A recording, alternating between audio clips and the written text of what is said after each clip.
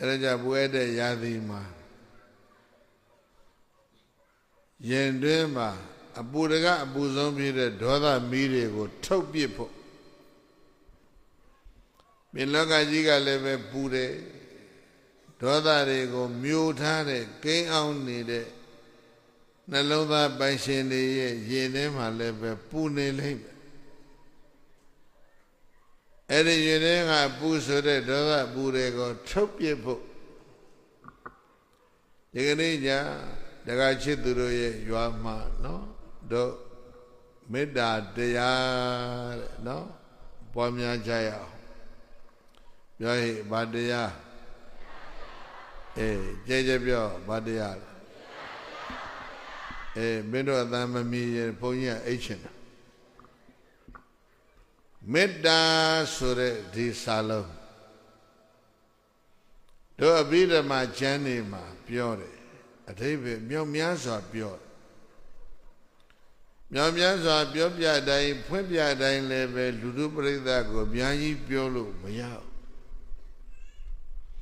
ဘူးဥမာမွေးဖွားကာစရင်ခွင်မှာပိုက်ထားတဲ့ခန်းငယ်ငယ်ကလေးလေးနှုတ်ဆွကလေးလေးကိုအဖေကရောအမေကရောသူတို့စားခြင်းစားနေတဲ့ထမင်းပွဲကြီးဓာပေါက်ထမင်းပွဲကြီးစားနေတယ်လို့ဆိုပါစို့အမေနဲ့အဖေကအဲ့ဒီဓမ္မဖေထမင်းပွဲကြီးကိုရင်ခွင်ပိုက်ထားတဲ့ဘွားကာစကလေးပါးစပ်တဲ့အတင်းခွန့်ရင်အဲ့ဒီကလေးစားနိုင်ရဲ့လားအဲ့ဒီလိုပြစ်မှလဲဆိုရတယ်နော်တရားကရံခါအဲ့ဒါကြဓမ္မောက်ထမင်းပါးစပ်တဲ့အတင်းထဲတော့အဲ့ဒီကလေးသေသွားမှဆိုရတယ်နော်စိတ်ကူးတဲ့ပေါ်လာတယ်အမှတ်ရတာလေးတစ်ခုပြောအောင်မယ်ရသော်ဘုရားရဲ့အလောင်းတော်ရဲ့ဖွားရမြေဟာနော်နိဘောနိုင်ငံထဲမှာရှိတယ်နိဘောနိုင်ငံကိုဘုန်းကြီးတို့အချင်းချင်းခောက်ခောက်ငယ်ငယ်လေးကရောက်တာလမ်းဆုံတိုင်းမှာသူတို့မြို့ဟောင်းကြီးထဲမှာပေါ့လေမြို့သစ်တော့မဟုတ်မြို့ဟောင်းကြီးတွေကလမ်းဆုံတိုင်းမှာသူတို့ကဖျားတယ်ဗမာတို့ရဲ့အမြင်ကတော့လမ်းဆုံမှာဖျားတယ်တာရှိုက်နိုင်မှာမဟုတ်ဘူးဘုရားတို့ပရိသတ်လမ်းဆုံလမ်းမလမ်းလေးခွမှာဘုရားတည်တာဘုရားတို့ပရိသတ်မကြိုက်တာသေချာကြောင်းကိုဟုတ်လားတောတွေတောင်တွေကတောပေါ်မှာတောင်ကြားတွေထဲမှာတောင်ထိပ်တွေမှာတည်တာသာကြည့်လေပြောတဲ့ကောင်လမ်းဆုံလမ်းမလမ်းလေးကဘုရားတည်တာဗမာပြည်မှာရှိမှမရှိပဲရှေးတော့ကတောဖြစ်လို့တည်ခဲ့တဲ့ရာကောင်ကဆုလေးဖရာတို့နော်မန္လေးကလမ်းလေဘုရားတို့ရှေးတော့ကတောတွေမို့လို့တည်ခဲ့တာဒီကနေ့တော့မြို့လေရောက်တယ်ဒါမျိုးတော့ရှိတယ်နည်းနည်းပါးပါးဒါပေမဲ့ဘုရားဟောတစ်ခုရှိတယ်သာတုမဟာပတိတတ္ထကတ္တထူပေါကတ္တဘောတဲ့မြတ်စွာဘုရားပရိနိဗ္ဗာန်စံတော်ကျွင်းချံတဲ့ဓာတ်တော်တွေကိုနော်သာတုမဟာပတိလမ်းလေးကဆုံတဲ့နေရာပြောဟိဘယ်နေရာဘုရားဒီလိုပြောခဲ့တာရှိတာကိုဘုန်းကြီးတို့သတိမပြုမိကြဘူးသာတုမဟာပတိလမ်းလေးကဆုံတဲ့နေရာမှာထူပေါကတ္တဘောဇီရီတည်ရမယ်ဒီလိုပြောတယ်ပရိနိဗ္ဗာန်မဆံမီလေးမှာဒါသိချမှားသွားတာဘုရားရဲ့တတ်တော်ဓပ္ပနာတဲ့ဇီရီတော်ကိုတိုးရဲသွားတည်ရမလားမြို့လေကောင်လမ်းဆောင်တည်ရမလားဒီပန်လိတော်ကပြောနေတဲ့လမ်းဆောင်တည်ရအဲ့ဒါဗုဒ္ဓဘာသာတွေကလမ်းဆောင်ဘုရားမတည်ပဲတဲ့တိုးရဲဘုရားသွားတည်တော့လမ်းဆောင်ဘာတွေရောက်လာလဲမြို့လေကောင်ရွာလေကောင်လမ်းဆောင်လမ်းမလမ်းလေးကွာမှာဗုဒ္ဓဘာသာဘုရားမရောက်ပဲတဲ့ဘာတွေရောက်နေလဲဆိုတာအကုန်လုံးသဘောပေါက်လိမ့်မယ်နော်အကုန်လုံးလျှောက်ပြောလို့ဘယ်ကောင်းလဲအဲ့တော့ဘုန်းကြီးတို့ပရိသတ်ကတခါတခါရံခါမှာဒေသနာအရှိကိုမသိဘူး အဲ့ဒါကိုပြောတာကဘာလဲလို့ဆိုတော့ခလေးဖွားကားစားခလေးပါးစပ်တဲ့ဓမ္မောက်ထမင်းဘွက်အတင်းခွန်ရင်မဖြစ်ဘူးဆိုတော့ ਨੇ ပတ်သက်လို့ဘုန်းကြီးတို့နိဘောမှာတွေ့တာလေးပြောမလို့ပါနိဘောကလမ်းဆောင်တိုင်းမှာဘုရားရှိတယ်အဲ့ဒီဘုရားကစီရီရဲ့ပတ်ပတ်လေးမှာဆင်းထုတွေတေထားတယ်အဲ့ဒါတွေအမြင့်ကြီးမဟုတ်ဘူးလူတရားသာသေးသေးနေကလေးတွေဒီဘောသူဒီဘောသားဘုရားဘာသာတက္ကတွေတက္ကမတွေကဘုရားကိုသိချစ်ကြတာမနေ့စောအိယာကထွက်ပြီးတော့နော်နိုတမင်းလေးတွေချက်လို့မလိုက်လုံးလေးတွေနဲ့မုံလေးတွေနဲ့ထွက်တယ်ပြီးတော့ဘုရားဆွန့်ကတ်တာဘုရားတွေကဘယ်မှာလဲခုနပြောထားတယ်လမ်းဆောင်မှာမဟုတ်လားအမြင့်ကြီးမဟုတ်ဘူးလူတရားထက်သိမပေါ်ဘူးဘုရားတိုင်းနေလေးတွေနာယမှာဆင်းတုတွေကတ်ထားတယ်အဲ့ဒါဘုရားကြီးဆွမ်းတော်ပွဲလေးတွေချကပ်ပြီးတော့ယောဘတရဇေပူဇော်ကြောလို့လည်းပြီးရောဘာလို့တဲ့အောက်မဲ့လဲသူတို့ချက်လာတဲ့နှုတ်တမင်းလေးတွေနော်မလိုက်လုံးလေးတွေကိုလက်ကလေးတွေနဲ့ကောက်လို့တချို့လဲဇွန်းလေးနဲ့ကော်လို့ဘုရားပါးစပ်ထဲအတင်းထိတယ်ဗျာကြောက်စင်းတုတို့ဟလာကျေးစင်းတုတို့ဘုရားပါးစပ်ထဲကိုအဲ့ဒီထမင်းတွေနှုတ်တမင်းတွေခုနကပြောခဲ့တဲ့ဟိုပါလဲမလိုက်လုံးတွေကိုဘုရားပါးစပ်အတင်းသိမ့်ထဲတာသူကသူတော့ကြည်နူးတော့ဘုရားစားရပြီပေါ့လေဒီဘောအမျိုးသမီးကြီးတွေလှုပ်သွားတာသူတို့လည်းပြန်သွားကြအဲ့ဒါခွေးတွေကတက်ပြီးတော့ရက်သွားကြတယ်ဒီဘောဘုရားစောကထပြောပါတယ်သူတို့ကသွားတဲ့ဆုံးကိုဘုရားကကြောက်စင်းတုဘယ်စားမှလဲဘာတွေဝင်စားသွားလဲခွေးတွေတက်စားသွားတယ်ဘုရားပါးစပ်ခွေးရက်ခံလိုက်ရတယ်ဘုန်းကြီးတို့ပြိဿကြီးနော်အဲ့ဒါကြောင့်ကြီးညိုတဲ့တရားကိုပညာပါဖို့လိုတယ်ဆိုတာချစ်သူတို့ရွာကသိချာမှတ်ထားလိုက်ဘုရားတရားသံဃာကိုကြီးညိုတဲ့တရားမှာဘာပါဖို့လိုလဲပညာပါဖို့လိုတယ်တရားတစ်ခုတည်းနဲ့ကိုယ်ွယ်ခြင်းဟာနော်အစွန်းရောက်သွားတယ်ပညာလွန်ခဲ့တဲ့ပုဂ္ဂိုလ်ရဲ့ကိုယ်ွယ်ခြင်းဟာလည်းပဲအစွန်းရောက်သွားတယ်တရားလွန်ခဲ့တဲ့ပုဂ္ဂိုလ်ကဘုရားပါးစပ်ထဲအတင်းထမင်းခွန်တယ်ဘုရားဆင်းတုပညာလွန်ခဲ့တဲ့ပုဂ္ဂိုလ်ကတော့ဘုရားဆွမ်းကအချင်းဤပဲတဲ့ကြောက်စင်းတုစားရမှာမဟုတ်ပဲကတ်เสียမလိုဘူးတဲ့ပညာဆွမ်းရောက်ကဒီလိုလာတယ်တရားဆွမ်းရောက်ကတော့ပါးစပ်ထဲအတင်းထည့်တယ်အဲ့တော့လောကကြီးမှာအလုံးမှတ်ထားချစ်သူရဲ့နော်တကားချစ်သူဘိုလ်ချစ်သူနော်တရားလည်းမလွန်ခဲ့ရအောင်ပညာလည်းမလွန်ခဲ့ရအောင်တရားပညာကိုဟန်ချက်ညီနဲ့ပြောဘာကိုဟန်ချက်ညီအေးအသိဉာဏ်ပညာနဲ့ယုံကြည်မှုဟာဗုဒ္ဓဘာသာမှာဟန်ချက်ညီဖို့လိုတယ်ဆိုတာကိုတို့ရှေးဥစွာပြောပါတယ်အဲ့ဒါခုဘုန်းကြီးတို့ဗာပြောမလဲဆိုလို့ရှိရင်မေတ္တာဆိုတဲ့စလုံးလေးကိုနည်းနည်းအဓိပ္ပာယ်ပြောမိဒတိသိနေဟံကရောတိတိမေတ္တာမေတ္တေဘဝမေတ္တာမေတ္တာလို့ဆိုတာကမိဒတိသိနေဟံကရောတိတယောက်နဲ့တယောက်ကအစိကအောင်လှုပ်တတ်တဲ့ကျင့်စဉ်မျိုးဟာမေတ္တာခေါ်ရတယ်ရဲ့လို့ဓာထဘာကောင်းစွာမသွေမှတ်ထိုက်ပါပေကောင်းသတည်း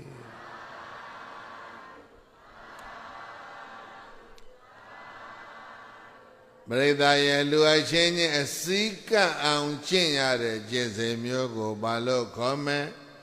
မေတ္တာခေါ်မယ်ပြန်မှတ်ပါကျင့်စဉ်အစိကဒီကနေ့လူလောကကြီးတစ်ခုလုံးကိုကြည့်ကမ္ဘာလောကကြီးကိုကြည့်နိုင်ငံတော်ကိုလည်းကြည့်နော်အစိပြင်းနေ လူအချင်းချင်းအစီးမကတ်ကြလူသားတွေအချင်းချင်းစီးမကတ်ဘူးဘာသာရေးခေါင်းဆောင်တွေအစီးမကတ်ဘူးနိုင်ငံရေးခေါင်းဆောင်တွေတယောက်နဲ့တယောက်အစီးမကတ်ဘူးအစီးပြဲနေတိုင်းရင်းသားလူမျိုးစုတွေအစီးပြဲနေအဲ့ဒီအစီးပြဲနေတာကိုအစိကတ်စေချောင်းအချင်းကောင်းကတော့ဘာလဲဆိုရင်မေတ္တာပဲအစိကတ်စေချောင်းအချင်းကောင်းပါတယ်လေအဲ့ဒါကိုတို့အဘိဓမ္မာကျမ်းကြီးတွေမှာပြောတာမေတ္တာတိသိနေဟံကရောတိတိမေတ္တာဒီနိုင်ငံတော်နဲ့ဒီနိုင်ငံသားတွေကိုပြန်လျက်အစိကတ်စေချောင်းအချင်းကောင်းကိုအစိကတ်စေချောင်းစီလုံးစေချောင်းအချင်းကောင်းကိုမေတ္တာခေါ်ရမယ်ရလောတတ္ထပါကောင်းစွာမသွေမှတ်ထိုက်ပါပေကုန်သတည်း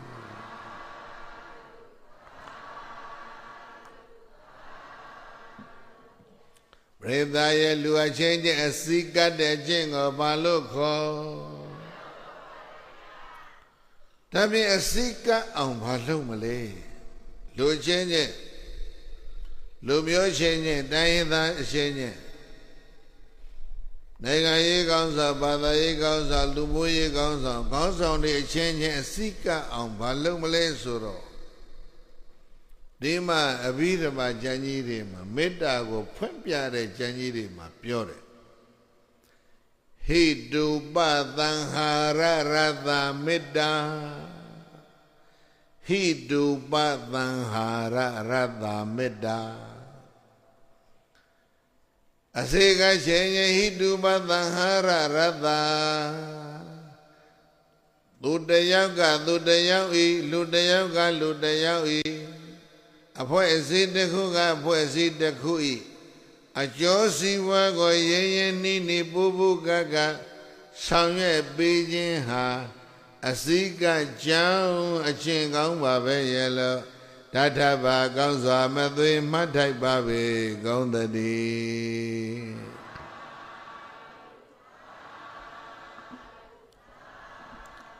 တယောက်တည်းတရားအစိကချင်းရင်တဖွဲ့နဲ့တပတ်အစိကအောင်လုံးမယ်ဆိုရင်ဟိတုပသံဟာရဘုန်းကြီးရွတ်တဲ့ပါဠိစလုံးနားထောင်ဟိတုပသံဟာရအားလုံးပြောဟိသူနဲ့ငါနဲ့အစိကချက်ရင်ဒီဖွဲ့နဲ့ဟိုဖွဲ့အစိကချက်ရင်ဒီလူမျိုးနဲ့ဟိုလူမျိုးအစိကချက်ရင်လူမျိုးတစ်မျိုးကလူမျိုးတစ်မျိုးဤအဖွဲ့အစည်းတစ်ခုကအဖွဲ့အစည်းတစ်ခုဤလူတစ်ယောက်ကလူတစ်ယောက်ဤအကျိုးစီးပွားကိုရင်းရင်းနှီးနှီးဆောင်ရွက်ပေးပါလူတစ်ယောက်ကလူတစ်ယောက်ဤဘာကိုအကျိုးစီးပွားကိုဘယ်လိုလုပ်ရမလဲရင်းရင်းနှီးနှီးဆောင်ရွက်ပေးပါဟိတုပသံဟာရဒါပြီးတော့အဲ့ဒါတရင်တည်းသူ့အကျိုးဆောင်ပေးလိုက်ရဲ့သူနဲ့ငါနဲ့ဘာဖြစ်သွားလဲအစိကတ်သွားတယ်ကိုတို့တကချစ်သူတို့နဲ့သီတွေကိုဆိုတော်တို့ဟလားချစ်သူတို့ရဲ့ဖွဲ့နဲ့သီတွေကိုဖွဲ့ဒီမှာလာပြီးတော့အစိကတ်နေတာဘာဖြစ်တာလဲနော်အားတကချစ်သူတို့ရွာမှာဟေးမျက်စိတို့ကရောက်နေတဲ့လူတွေမျက်လုံးမြင်အောင်တကချစ်သူမင်းနဲ့ငါနဲ့ပေါင်းပြီးတော့ဒီမှာဆေးရုံဆောက်လိုက်ကြစို့ကွာဆိုတော့ခေါ်တယ်မှာတရနေ့ရှိသေးတယ်လူ100ကျော်မျက်လုံးမြင်သွားပြီလူပေါင်း100ကျော်အခုမျက်စိမြင်သွားကြပြီအဲ့ဒီတဲ့ဘုန်းကြီးကနေကဆေးရုံတစ်ခုလုံးဝင်ကြည့်ရှုစစ်စစ်တဲ့အထဲမှာလူ1ယောက်တွေ့သေးတယ်မုတ်စိတ်မွေးရှိရှိနဲ့လူ1ယောက်ဟာတကမုတ်စိတ်မင်းပဲကလာတာလဲဆိုတော့တပည့်တော်သထုံကလာတာမဲ့သူကတပည့်တော်တွေဘာတွေနဲ့ဆင်ပြေနေလိုက်တာနော်တခြားနေရာမှာဆိုသူတပည့်တော်ပြောချင်မှပြောမှာချစ်သူတို့ရွာရောက်လာလို့ဘာပြောသွားလဲမုတ်စိတ်နဲ့တကာကတပည့်တော်တွေဘာတွေလောက်သွားတာဆင်မပြေဘူးလားအဲ့ဒါအစိကတ်ထားပဲမပြည့်သွားအဲ့ဒီလိုစိကံအောင်နိုင်ငံတော်ကိုလှုပ်ပေးနိုင်ရင် နိုင်ငံသားအားလုံးရဲ့ကျိုးစီးပွားကိုတရင်းတဲ့ဒီလိုလုပ်ပေးနိုင်ရဲ့အကောင်လုံးအစိကပြီးအစိပြဲနေတာတွေပြန်ကတ်လာရဲ့ပြိဿရဲ့မကောင်းဘူးလားဩသန္တရာကောင်းကျိုးတို့နိဗ္ဗာန်အထီတို့ဘာတို့ခဏထားအောင်မျက်မှောက်ဘဝမသေးခင်လဲမှာလူချင်းချင်းအစိကပ်ပြီးတော့စိတ်လုံးညီညွတ်မှုတွေမပြေဘဲနဲ့စီစီလုံးလုံးခိုင်ခိုင်မာမာရင်းရင်းနှီးနှီးလက်ပဲဖက်ပြီးတော့နေပြီးတော့သိသွားကြရရဲ့မကောင်းဘူးလားဗျာအဲ့ဒါကြောင့်ဟိတုပသံဟာရရတာမေတ္တာသာရဝနှလုံးပြောပြောင်းသူရကံပေါင်းတို့တောင်းမဲ့သင်တို့တွေ့သည်ဣမသမိန်ဓမ္မဝိနယေတရားသဖြင့်ဆိုဆုံးမတဲ့ဒီဘုရားရှင်သာသနာတော်မှာဟိတုပသံဟာရရတမေတ္တာသောရဘာရညာကျိုးစီမကိုတရင်တနည်းဆောင်ရခြင်းဆိုတဲ့မေတ္တာလုပ်ငန်းကိုကတ္တပါကောင်းစွာမသွဲပြုတိုက်အထုတ်ထိုက်ပါပေကုန်တော်သတည်း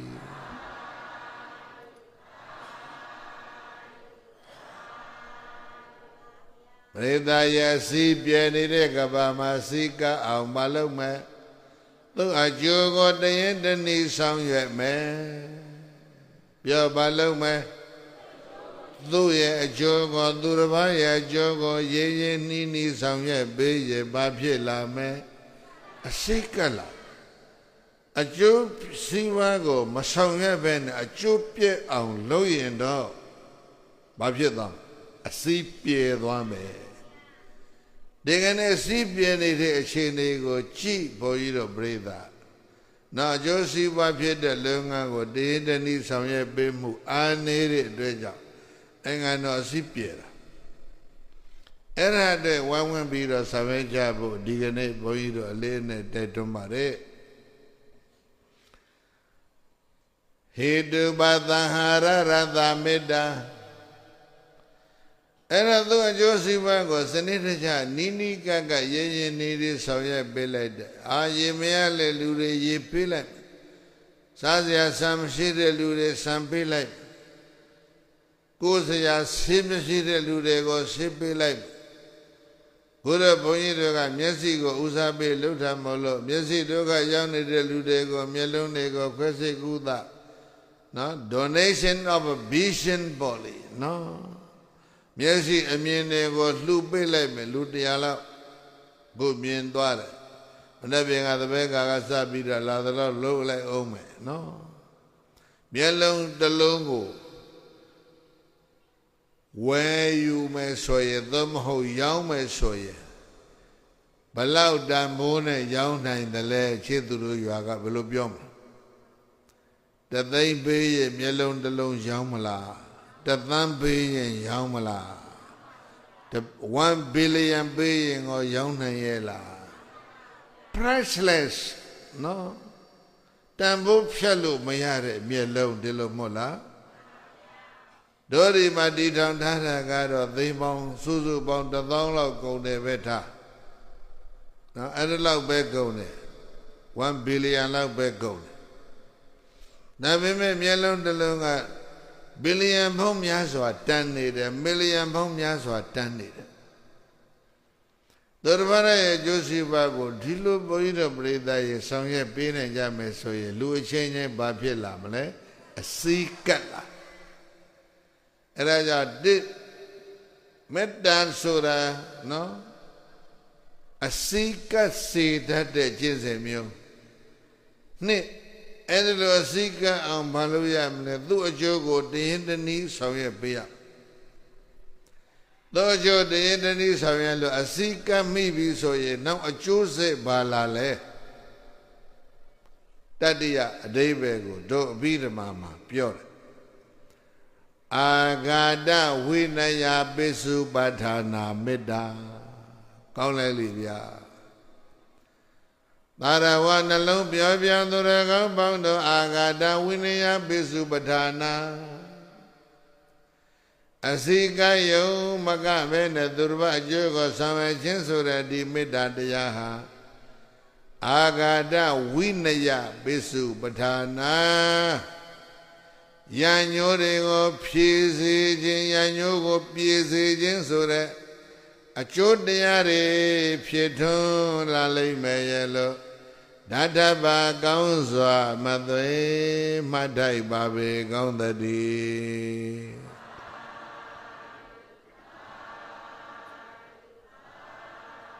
ပရိသတ်ရဲ့အာဂတဝိနယအကျိုးတွေရလာမယ်အစိကပ်ပြီးတဲ့နောက်ပိုင်းမှာနော်နောက်ဒုတိယအကျိုးတစ်ခုကမှတ်တာအာဂတဝိနယအလုံးပြောအာဂတဝိနယပိစုပဋ္ဌာနံရံညိုတွေကိုပြည်စေခြင်းဆိုတဲ့ကောင်းကျိုးတွေဖြစ်ထွန်းလာလိမ့်မယ်ရဲ့လို့ဓာတ္တပါကောင်းစွာမသွေမှတ်ထိုက်ပါပေကောင်းသတည်း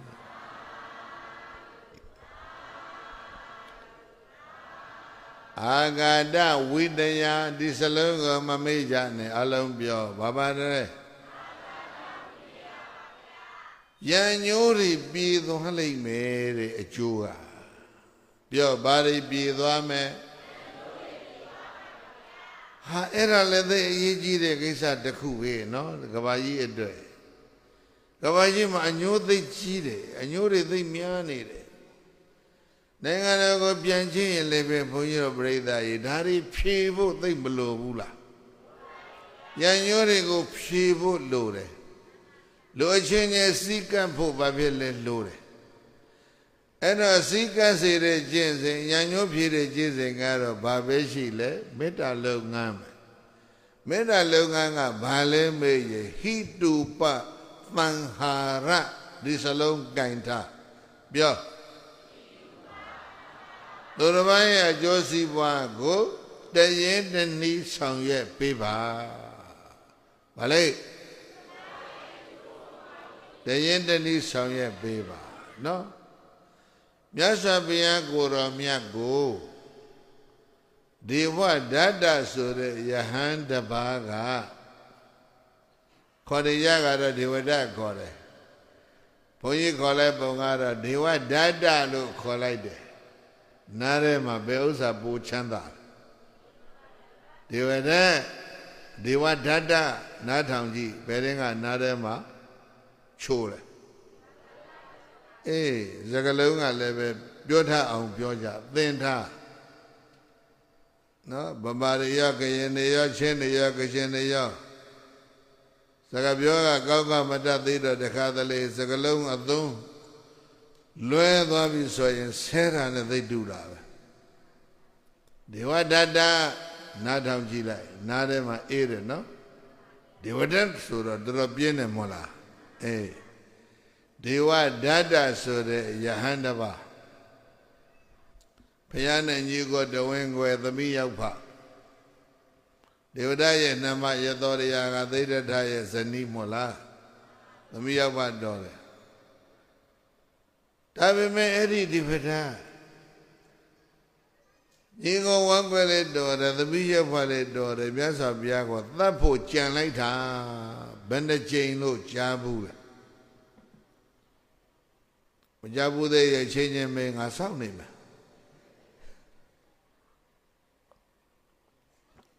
ကဲတကချစ်သူတို့ရွာကကြမ်းကိုမကြဘူးလားခေစကုတ်တောင်ထိပ်ကနေ6တုံးကြီးလှိမ့်ချသတ်မလို့ကြံခဲ့တာတစ်ကြိမ်လေအေးနောက်ပြီးတော့နာလန်ဂီရိဆိုတဲ့ဆင်ကရက်တွေတိုက်ပြီးတော့ဘုရားကိုထိုးသတ်မလို့ကြံခဲ့တာတစ်ချိန်လေလူမိုက်တွေပိတ်ဆံပေးပြီးတော့လေးနဲ့မြန်းနဲ့တောထဲမှာလွတ်ပြီးတော့ပြစ်သတ်မလို့ကြံခဲ့တာတစ်ချိန်လေဘယ်နှချိန်လဲညီကိုတဝန်းခွဲသမီးရောက်ဖရံညိုးကကြိလိုက်တာဗျာနော်အဲ့ဒီလိုအညိုးတွေပြေဖို့လိုတာအဲ့ဒါဘယ်တော့ကစခဲ့တဲ့ရံညိုးလဲဆိုရင်တော်တော်လေးပြောမယ်လွန်လေပြီးတော့9ကဘာလွန်လေပြီးတော့တော်တော်လေးပြောမယ်ရွာတရားမှာလူတယောက် ကြောက်မျိုးစုံသွားရောင်းတာကြောက်တွေကအညံ့စားအည်သွေးမကောင်းတဲ့အတုတွေများတယ်အဲ့ဒါကိုဈေးကြီးကြီးတင်ပြီးတော့ရောင်းတာခဏခဏသွားရောင်းတယ်တစ်နှစ်နှစ်ကသုံးကသွားရောင်းတယ်အဲ့ဒါသူစကြက်ဖြစ်နေတယ်စကွက်ဖြစ်နေတယ်စခွက်ဖြစ်နေနောက်တကောင်တဲ့တယောက်ကအဲ့ဒီရွာဝင်သွားတယ်ကျောင်းအစ်စ်တွေဖို့သိတ္တန်နဲ့ကြောက်ကောင်းတွေဆေးလျှော့ပြီးတော့သွားရောင်းတယ်အတုတွေအညံ့ဖြစ်နေကိုဈေးတင်ရောင်းတဲ့လူကအစစ်တွေကိုဈေးလျှော့ရောင်းတဲ့လူနဲ့ရွာတရွာမှာပြိဿရေဘာဖြစ်နေလဲအပြိုင်ဖြစ်မနေဘူးလားအေးအပြိုင်ဖြစ်လာရင်သတိထားရွာကလည်းသိလေသွားရောပထမရွာမှာကျက်ဆန်းနေတဲ့အတုတွေကိုအညံ့အဖျင်းတွေကိုဈေးကြီးကြီးရောင်းတဲ့လူစီကကြောက်ကိုဘယ်သူမှမဝယ်တော့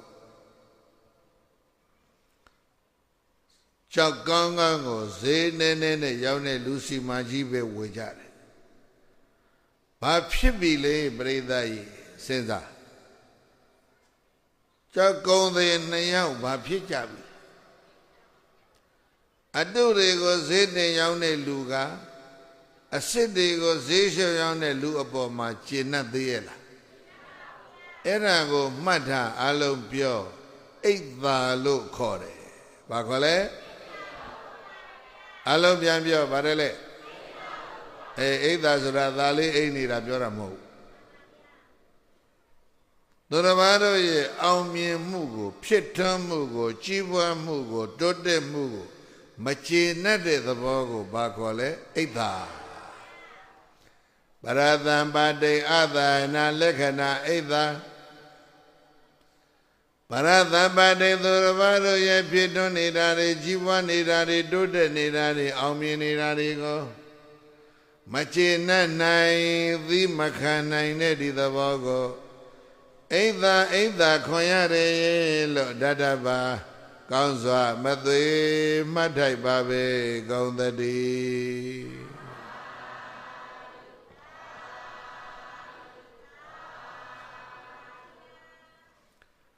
လောကကြီးမှာပฏิပက္ခဖြစ်ခြင်းရဲ့အစဟာအိတ်သာတရားပဲပฏิပက္ခဖြစ်ခြင်းရဲ့အစဟာဘာလဲ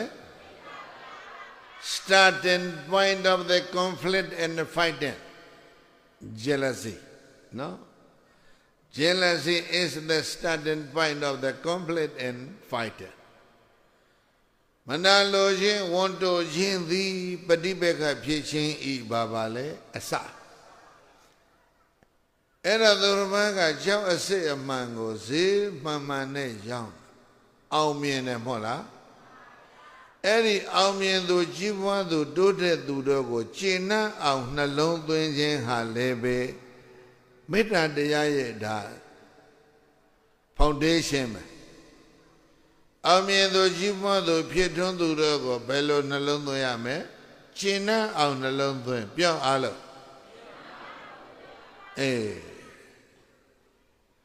အောင်မြင်တဲ့ဖြစ်ထွန်းတဲ့ကြီးပွားတဲ့တိုးတက်တဲ့ချမ်းသာတဲ့ကြွယ်ဝတဲ့ကိုယ်ထက်သားတဲ့အလုံးမလုပ်ရမလဲဝမ်းမြောက်အောင်နေကြစမ်းပါဝမ်းမြောက်အောင်ရှမ်းရှမ်းဖန်ဖန်နှလုံးသွင်းကြစမ်းပါအဲ့တော့သူအဘိဓမ္မာကဘာပြောသလဲမနာပဘာဝဒါသနာပရဌာနာမေတ္တာမေတ္တာမေတ္တာတရားရဲ့အခြေခံကတော့မနာပဘာဝဒါသနာပရဌာနာနှစ်သက်စရာဝမ်းမြောက်စရာကျေနပ်စရာကောင်းတဲ့အချက်အလက်ကိုရွေးချယ်၍ကြည်နိုင်ကြမယ်ဆိုရင်တော့ဒီနိုင်ငံမှာမေတ္တာတရားတွေထွန်းကားလာလေအောင်မယ်လို့တတပါကောင်းစွာမသွေမှတ်ထိုက်ပါပဲကောင်းသတည်း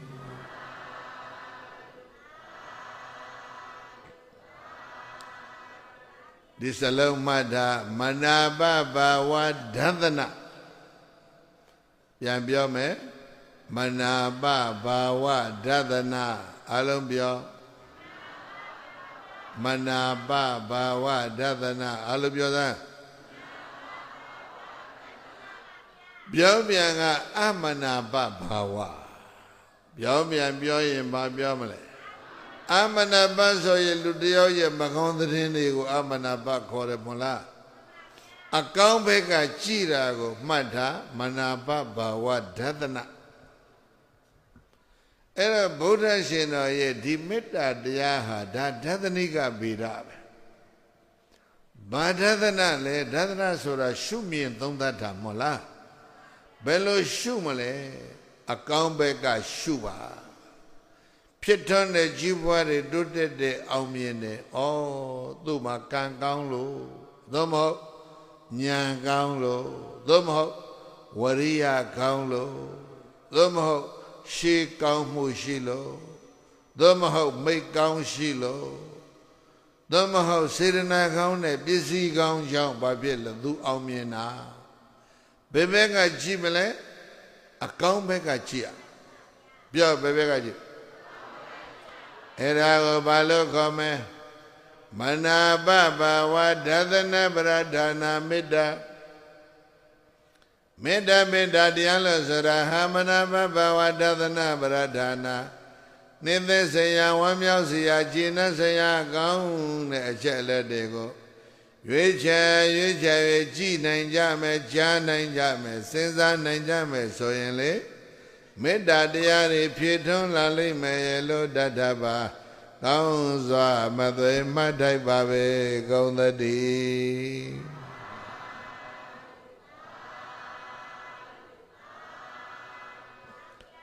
အဲ့ဒါလို့မကြည့်လိုက်နိုင်ဘူးတဲ့ကျောင်းအတုတွေကိုဈေးတင်ရောက်တဲ့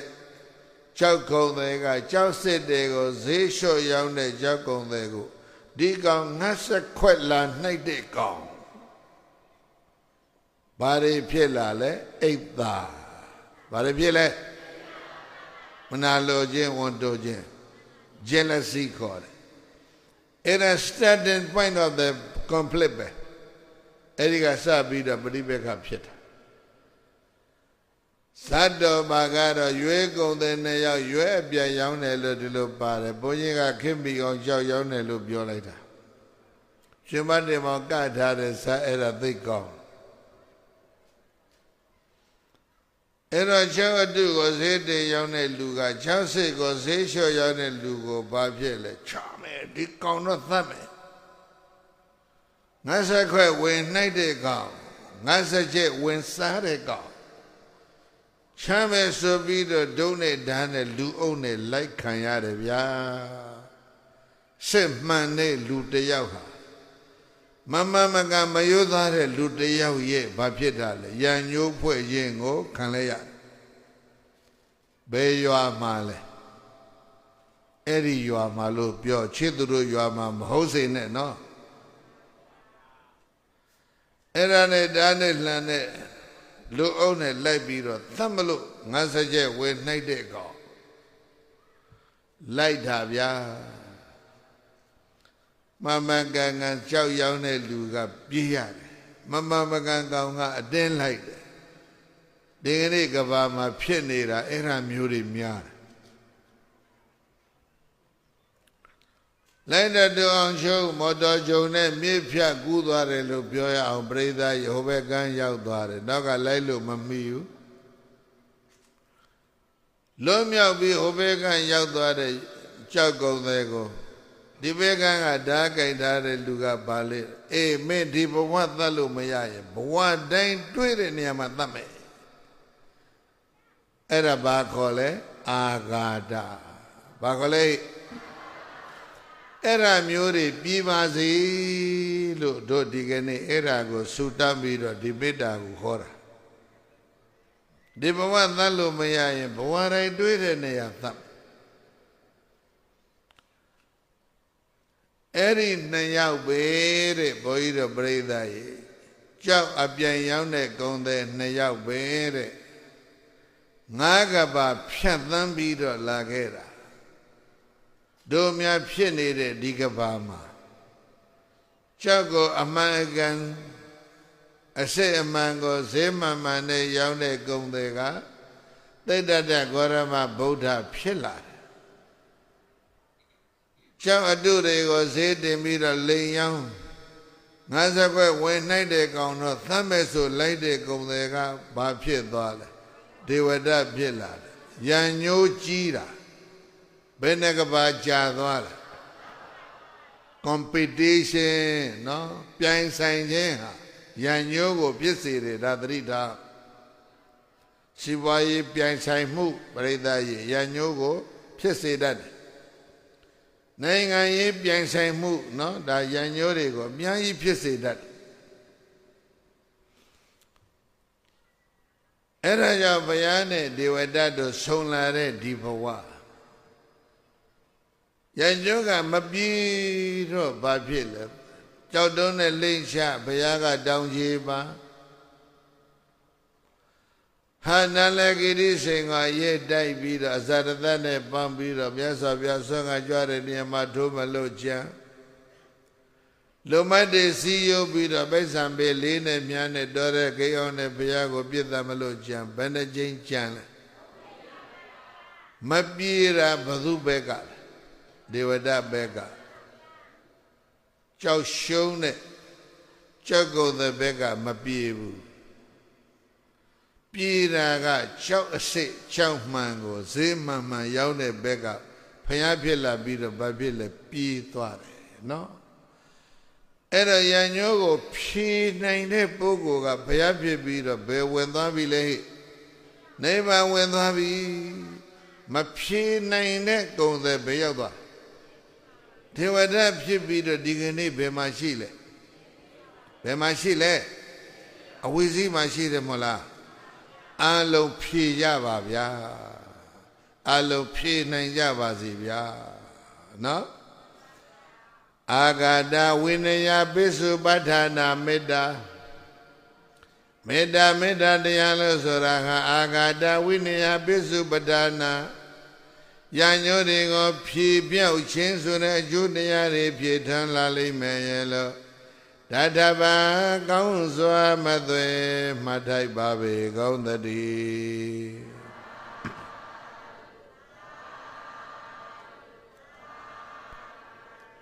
မေတ္တိသိတယံကရောတိတိမေတ္တာစိကစေကြောင့်အချင်းကောင်းကိုမေတ္တာလို့ခေါ်တယ်အစိကအဘာလုံးမလဲဟိတုပသံဟာရရတသူအကျိုးကိုဆောင်ရွက်မယ်တို့ပြည်တော်စုပြပါနိုင်ငံတော်မှာတို့များအတီတကူဖွဲ့ကထောင်လိုက်တဲ့ဆေးရုံပေါင်း40ရှိတယ်နော်မျက်စိနဲ့ကိုယ်အလင်းရမြင်သွားတဲ့လူပေါင်း3သိန်းကျော်တယ်ဘုရားတော်ပြိဿကြီးဒါဟိတုပသံဟာရ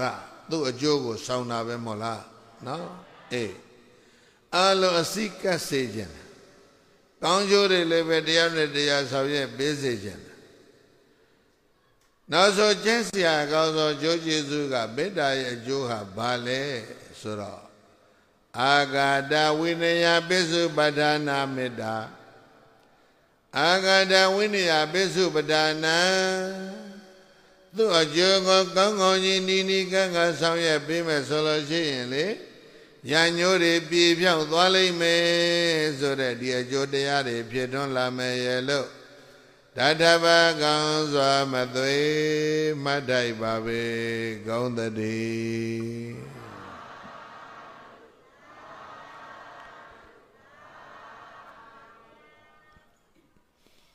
ဘုန်းတော်ပရိသတ်ကြီးရွတ်နေတဲ့စာတစ်ပိုက်ရှိတယ်တစ်ပိုက်မဟုတ်ဘူးလေပရိကြီးစာအုပ်ဆယ်ဆောင်တဲ့စာအုပ်ကလေးပြန်ဖတ်လိုက်နော်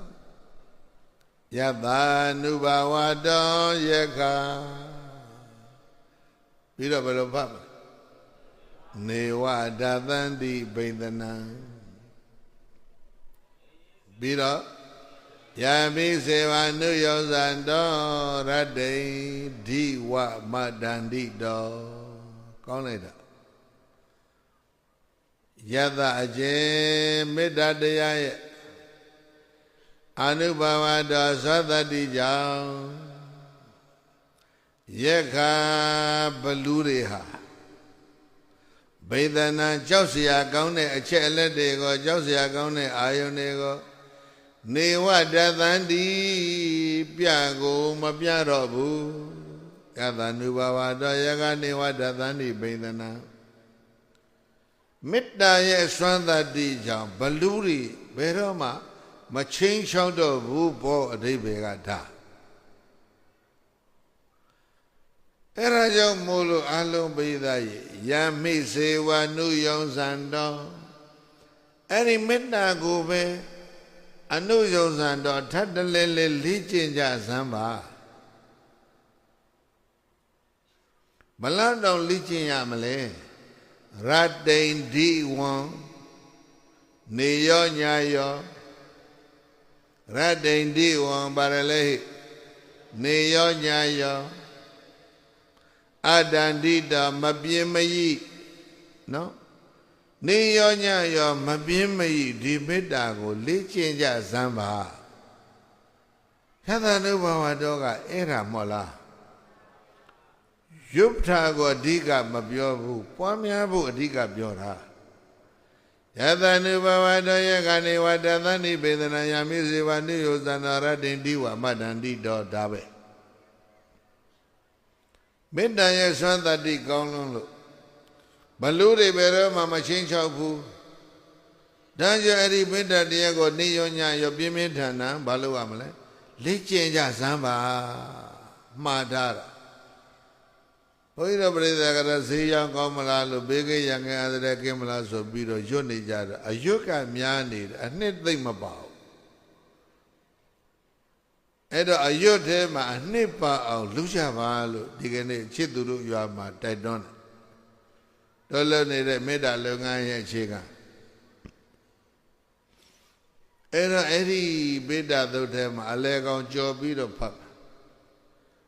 မာတာယထာနိယံဗုဒ္ဓမာယုသာဧကဗုဒ္ဓမနုရခေဧဝံမိသဗ္ဗဗုတေတုမာနတံဘာဝယေအပရိမာဏံကောင်းလိုက်တာဧကပုဒ္ဓိသတယောက်တည်းရှိတဲ့မာတမိခင်သည်အတနာမိမိရဲ့ပိယံချင်းလာစွာသောဧကဗုဒ္ဓတယောက်တည်းသောသားကိုအာယုနာသမံကတ္တဝအသက်နဲ့ထတ်တို့ပြု၍ပိယံချစ်ရတဲ့အတွက်ကြောင့်အတနောအာယောပိဇဟိတဝကိုအသက်ကိုပင်စွန့်လွ၍သောလဲအနုရဂတိအသက်လဲပြီးတော့ဒီကလေးကိုကာကွယ်ဆောင်ရှောက်တယ်မိခင်စိတ်မေတ္တာကိုမေတ္တာသုတ်တံကသရုပ်ပေါ်တာဘာစိတ်တယ်လဲမိခင်စိတ်ထားနော်ဘုန်းကြီးကတော့တို့ကအဘိဓမ္မာမှာလာတဲ့အိဗယ်ကို၄မျိုးပြောခဲ့တယ်ခုအလုံးမရလွယ်အောင်မေတ္တာဆိုတာဘာမျိုးလဲနော်ချစ်တာလို့တော့ပြောပေါ့ဒါပေမဲ့ယောက်ျားတယောက်ကမိန်းမတယောက်ကိုချစ်တာမျိုးတော့မဟုတ်ဘူးဘသူကဘသူကိုချစ်တာမျိုးလဲသားတယောက်တည်းရှိတဲ့အမေကထိုတယောက်ဒီသောသားကိုချစ်တာမျိုးကိုဘာခေါ်လဲမေတ္တာနော်မျောလင်းချက်အဲ့ဒီကလေးပေါ်ကဘာထားလဲဘာမထားယောက်ျားတယောက်စီမိန်းမတယောက်ကိုချစ်တယ်လို့တော့ပြောတာပဲပြောချင်တယ်ပြောအဲ့ဒီပုံမှာမျောလင်းချက်တွေကအများကြီးပဲဘာကိုမှမမျောလင်းမဲနဲ့ဒီအမေဒီသားကိုချစ်ရင်ငယ်မှာကလေးကလေးပိုက်ထားတယ်မသိတသိတအရွယ်နှုတ်ချိုတိုက်ကျွေးလို့အမေကမွေးနေတယ်ရင်ငယ်တဲ့ချီးတွေသေးတွေယိုချတယ်ဘယ်အမေဒီကလေးကိုစိတ်ဆိုးဘူးသလဲခရိယာအမေကဒီကလေးကိုစိတ်ဆိုးသလားအစ္စလမ်အမေကဒီကလေးကိုစိတ်ဆိုးသလားဗုဒ္ဓစ်အမေကကလေးကိုစိတ်ဆိုးသလားခရိယာအစ္စလာမ်ဟိန္ဒူမွတ်စလင်မေတ္တာတရားဟာဘယ်ဘာသာနဲ့မှမဆိုင်ဘူးနော်မေတ္တာတရားပေါ်မှာ sorry ဘာသာတရားမရှိဘူးမေတ္တာတရားဆိုတာဘာသာအလုံးနဲ့ဆိုင်တယ်မေတ္တာဟာဘာသာရေးမဟုတ်ခရိယာမေယအစ္စလာမ်မေယဟိန္ဒူမေယဂျူးမေယဂျိန်းမေယဘယ်ဘာသာမှမကိုးကွယ်တဲ့အမေယဒီကလေးကိုချစ်လိုက်တာ ရင်ခွင်မှာပိုက်ပြီးတော့ချီသေးတွေယိုချဒီကလေးကိုဒီအမေရိုက်သလားစိတ်ဆိုးသလားနော်ပြီးတော့ဗမာစကားတစ်ခုရှိသေးတယ်ရင်သွေးဘာသွေးလဲဘုန်းကြီးရဲ့ဆေးရုံနေတဲ့မှာမျက်စိဆေးရုံနဲ့မကဘူးအထွေထွေဆေးရုံကြီးတွေလည်းဘုန်းကြီးအများကြီးဆောက်တယ်။ဒါကိမှာဘုန်းကြီးရဲ့အထွေထွေယောဂကုဆေးရုံကြီးရှိတယ်။နိုင်ငံတော်မှာလည်းပဲနိုင်ငံအနှံ့အထွေထွေဆေးရုံမှာဘုန်းကြီး9ခုလောက်ဆောက်ဘူးတယ်။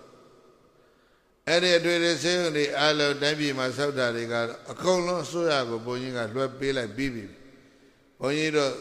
ကိုယ်တိုင်ငိုင်တွယ်ပြီးတော့ run လုပ်နေတာကတော့စကိုင်းကဆေးရုံကြီးတစ်ခုပဲအထွေထွေခွဲစိတ်ခမ်းမှာအထွေထွေခွဲစိတ်ဆရာဝန်ကြီးတွေကအမျိုးသမီးကြီးတွေရန်ခါဆေးရုံမှာလာပြီးတော့ခွဲကြတယ်ရင်သားကင်ဆာလာခွဲတယ်ဘုန်းကြီးကသိပါတယ်တမင်မေးတာဆရာကြီးတို့ရင်သားကင်ဆာခွဲတော့ရင်သားခွဲစိတ်တဲ့ဓာလေးတွေနဲ့လှီးတဲ့ဖြတ်တဲ့အခါ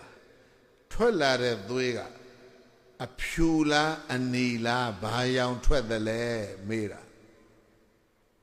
ခွဲစိတ်ဆရာဝန်ကြီးတွေဓာတ်တဲ့ခွဲတော့သွေးတွေထွက်တယ်လေဘာရောင်ထွက်အနီရောင်ပဲမဟုတ်လားအဲ့ဒီရင်သားကိုပဲကလေးတွေဆို့တော့အနီရောင်ထွက်လားအဖြူရောင်ထွက်လားဟောဗျာအနီရောင်ကအဖြူပြောင်းသွားတာအဲ့ဒါရင်သွေးလေရင်ကထွက်တဲ့သွေးကလေးကိုပြီးတဲ့အခါကျတော့ဘာရောင်အေးသွေးချင်းချင်းနီးနေတဲ့ကဘာကိုတန်ရှင်းဖြူစင်အောင်ဗာနဲ့ပြောင်းမေတ္တာနဲ့ပြောင်းဘယ်သူမေတ္တာမျိုးလဲအမိတ်မေတ္တာမျိုးနော်အဲ့ဒါကြောင့်မာတာမိခင်သည်ဧကပုဒ္ဓိသတယောက်တည်းရှိတဲ့မာတာမိခင်သည်အတ္တနာမိမိယပိယချိလသောသောဧကပုဒ္ဓတယောက်တည်းသောသားကိုအာယုနာသမံကတ္တဝအသက်နဲ့ထပ်တူပြု၍မိယချင်းရတဲ့အတွက်ကြောင့်ဧကပုဒ္ဓတို့တယောက်တည်းသောသားကိုအနုရခတိယတာသက်လဲပြီးတော့ကာကွယ်စောင့်ရှောက်နေသလိုပဲဧဝံပိအဲ့ဒီနိယတိုင်သဗ္ဗဗုတေသူ32ဘုံကုန်လုံးရှိသမျှတတ္တဝါတို့ရဲ့ပေါ်မှာမာတုစိတ်တတရိသံမိခင်စိတ်နဲ့ဒူလစွာသောပြောဟိဗစိတ်နဲ့ဒူတယ်အေးမေတ္တာဆိုတာအမိတ်စိတ်မျိုးမင်းငယ်စိတ်နဲ့ဒူလစွာသောမေတ္တာတရားကိုအပရိမာဏံပိုင်းခြားခြင်းကတ္တခြင်းအလျင်မရှိပါပဲနဲ့ဘာဝေဘဝေယထတလုံးလဲလဲစိတ်မဆွဲအောင်ဝါများနိုင်ကြပါစေကုန်သတည်း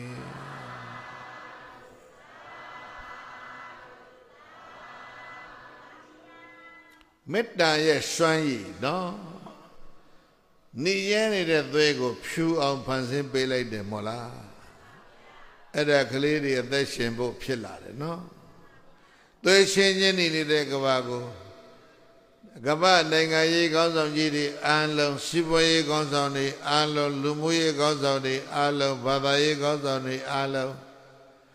ရင်ဝင်ကကလေးပေါ်မှာအမေထားတဲ့မေတ္တာမျိုးသားကမ္ဘာသူကမ္ဘာသားတွေပေါ်မှာထားနိုင်မယ်ဆိုရင်ဒီကနေ့ဒီကမ္ဘာမှာဒီလိုစစ်ပွဲမျိုးတွေမရှိပါဘူး။သွေးချင်းညီနေတဲ့ကမ္ဘာကိုတန်ရှင်းဖြူစင်အောင်ပြိဿရေဘာနဲ့ပြောင်းမလဲမေတ္တာနဲ့ပြောင်းရမယ်။ချစ်သူတို့ရွာမှာဘုန်းကြီးတို့ဒါမေတ္တာကိုအလေးထားပြီးတော့ဒါအလေးနဲ့ပြောပါ။အဲ့ဒါချစ်ဆိုတာဘယ်လိုချစ်တာလဲမိခင်ကရင်ခွင်ပိုက်သားလေးကိုချစ်တယ်လို့ချစ်တာမျိုးကိုမှဘာခေါ်မလဲဟဲ့မေတ္တာတဲ့တခါချစ်သူမှတ်တာအဲ့ဒါမင်းကရင်ပြည်နယ်ရှိတဲ့လူတွေကိုအဲ့လိုချစ်ရအဲ့ဒီမေတ္တာသုံးမှာပဲနော်မေတ္တာပွားတဲ့ဤမြတ်စွာဘုရားဆက်ပြောတယ်နပရောပရဏိကုဗ္ဗေထ Paradabada to a chalu, the Parandabada to a chalu go. Kosi midu gabe pipi karasi midi eya mabe pipi kansi midi kisago maso. Na nikavita amyetwa chen say sojin alayin mashija baze gondadi.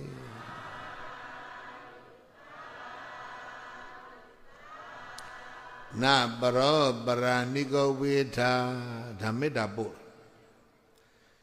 Teyadadu the Teyadadu be yaga be kisama be pipi baduga badugo be pipi. Amyetwa chen say sojin alayin mashija baze gondadi. Bagamula. Alonso amyetwa chen a changing. Kinshin Javaze Amyatwa Chen a changing Kinshin Javaze Alonso Dunga Amyatwa Chen a changing Kinshin Javaze Amyatwa Chen a changing Kinshin Javaze Amyatwa chen chen keshen javaze. Na barabara niko beta. Paradabada dosha lodi paradabada dosha liko kosi midu gabe pipi kansi midu gomaso. Kadasi midi yade daga midi kisa myomba be pipi. Na niko beta. Ate demyo. Abien demio. Either Yemila. The other Bioso says, and I got a Biai long to the lower cho nida. That may address a long couch. Edaja ted demio bien demune. A mio led by chen, couch chen, Maloja vaze, go on the D.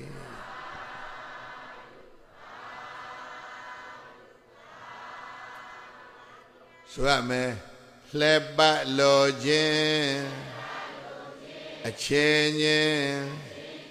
Kinshin Javaze. Don't go.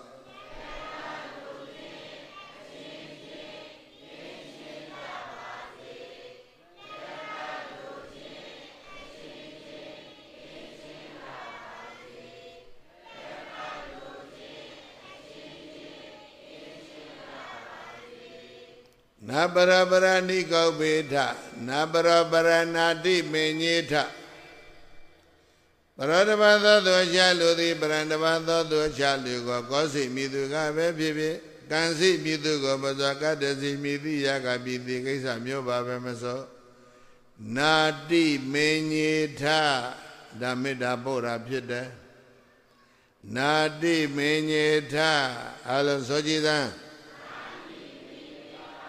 A changing at him, they beat up. Matiliza Maloja Bazi Gondadi.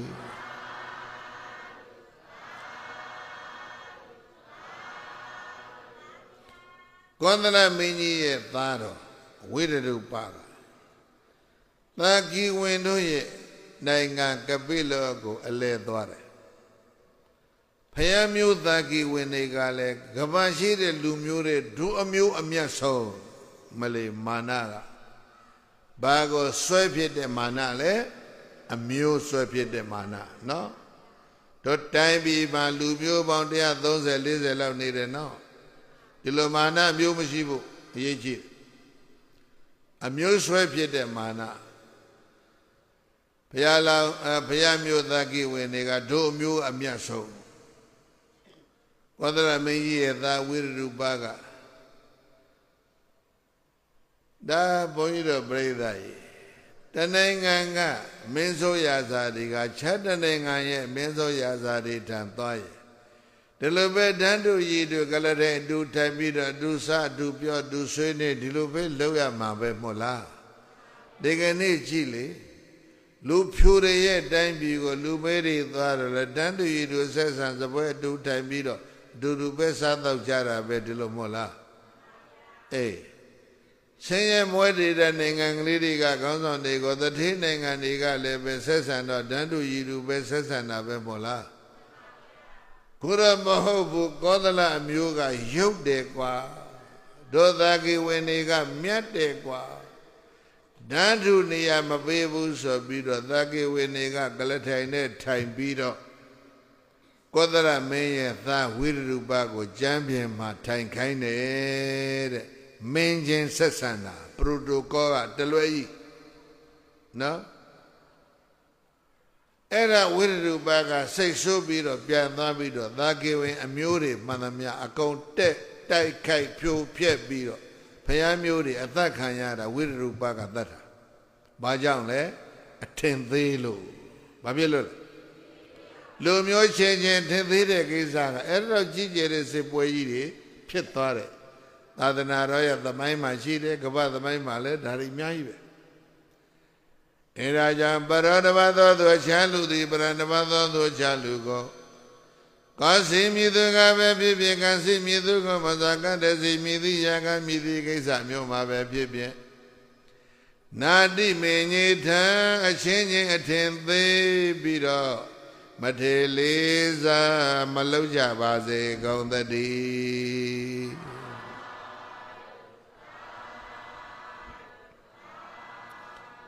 ဆွေမယ်အထင်သေးခြင်းအချင်းချင်းကင်းရှင်းကြပါစေအလုံးစုံ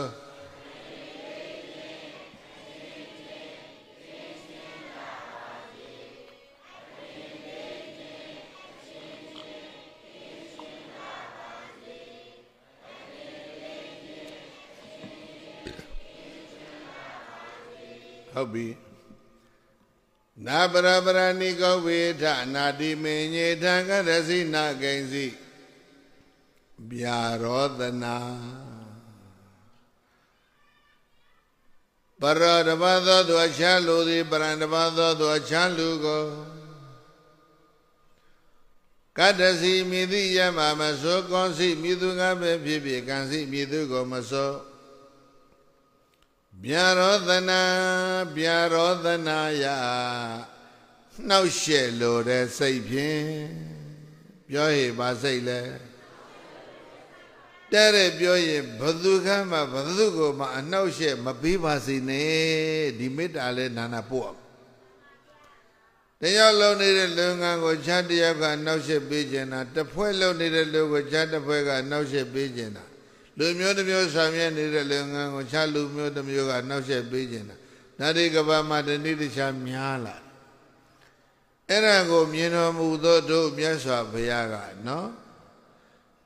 အနှောက်ယှက်ပေးလို့သောစိတ်တန်တဲ့တယောက်ကတယောက်ကိုဘယ်ရက်ကဘသူကိုမဆိုအနှောက်ယှက်မပေးကြပါစေနဲ့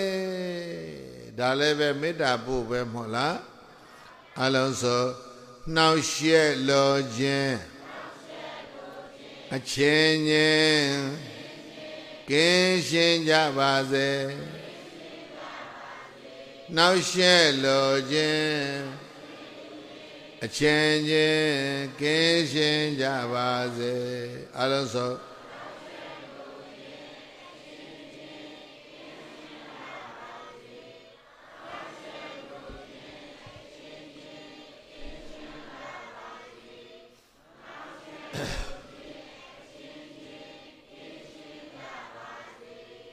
နာပရပရဏိကောပေဒနာတိမိညတကရစီနာကံစီပြရောသနာပြီးရင်ပဋိကသေညာဘာပါလဲဟဲ့ပဋိကသေညာနှိမ့်ဆက်လို့တဲ့စိတ်ဓာတ်ကိုပဋိကသေညာခေါ်တယ်ပရောဓဘသောသူချမ်းလူသည်ပရဏဓဘသောသူချမ်းလူကိုကောစီမြည်သူကပဲဖြစ်ဖြစ်ကံစီမြည်သူကိုမဆိုကတ္တစီမြည်သည်ယတေသကမြည်သည်ကိစ္စမျိုးမှာပဲဖြစ်ဖြစ်ပဋိကသေညာအလုံးရစံနှိမ့်ဆက်လို့သောစိတ်ဖြင့်ညှင်းဆဲလို့သောစိတ်ဖြင့် ညမညသာချင်းချင်းရဒုက္ခကိုစိတ်နှစ်ပါးဆင်းရဲမှုပင်မမှုတွေကိုနာအိစေရဘယ်လိုနည်းနဲ့မှအလိုမရှိကြပါစေကုန်သတည်း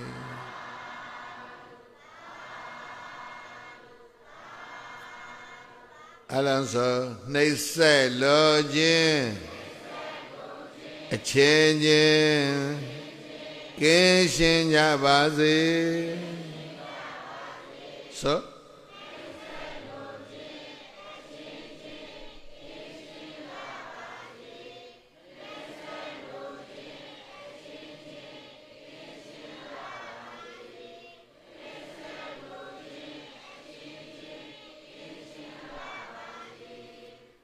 နာပရပရဏိကောဝေဌာနာတိပိညေထကရစိနာကိဉ္စိ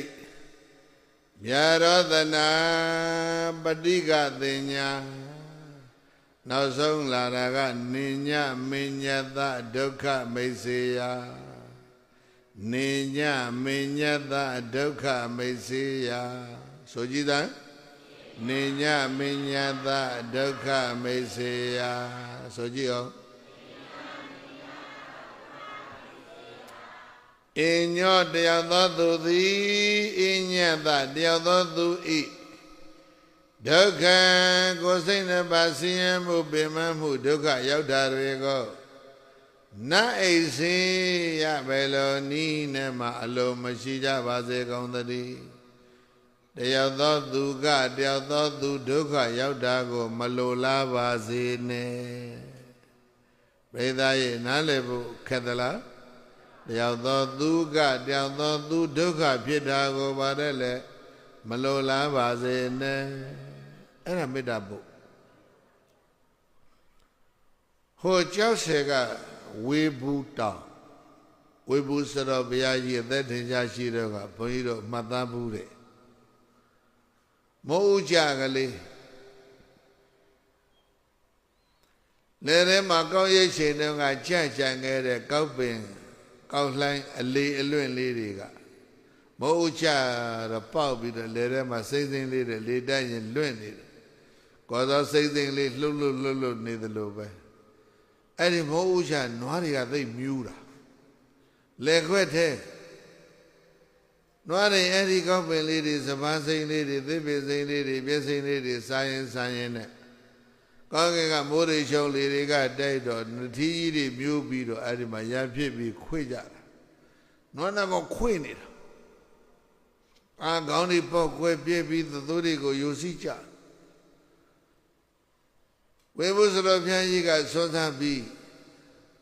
သူ့သပိတ်ကလေးပိုက်ပြီးတော့သူ့တဲချောင်းလေးပေါ်ပြန်တက်လာတဲချောင်းလေးမှာတကားကဲလာတကားလေးနော်ဒုက္ခလေးနဲ့ဆွဲထောက်ပြီးတော့ဖွင့်လိုက်တယ်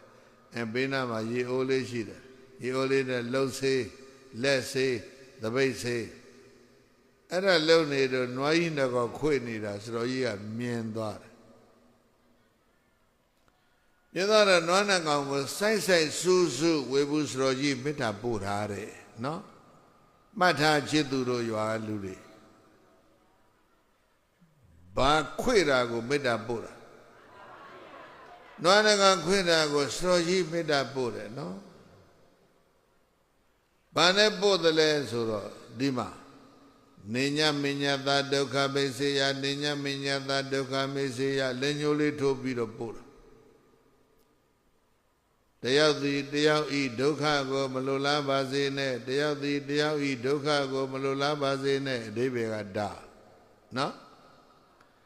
အညောတယောက်သောသူသည်အညသတယောက်သောသူရဲ့ဒုက္ခကိုစိတ်နှစ်ပါးဆင်းရဲမှုပင်မမှုတွေကိုနာအိစေရပဲလို့နိနဲ့မှအလုံးမရှိကြပါစေနဲ့နေညမညတာဒုက္ခမိစေယ